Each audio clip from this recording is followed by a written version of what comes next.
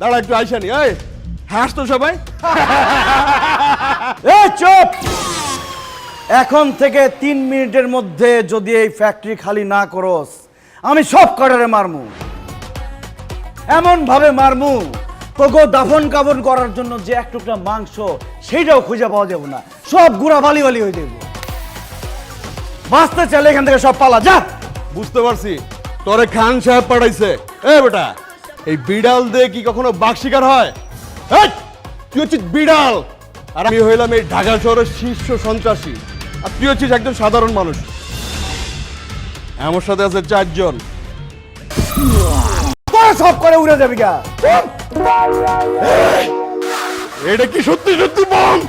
বিশ্বাস না হলে কয়েকটা সেকেন্ড অপেক্ষা কর, এমন ভাবে উড়বো এক টুকরা মাংস পাইবো না তখন দাফন করার দিকে।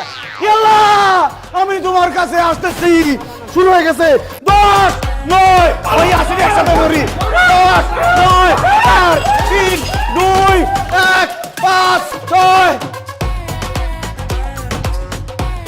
যাক, নকল বোম দেখে সব পলাই গেছে।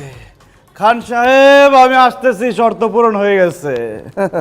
ও মাই গড, কি বলছো তুমি দিদার? তুমি সন্ত্রাসীদেরকে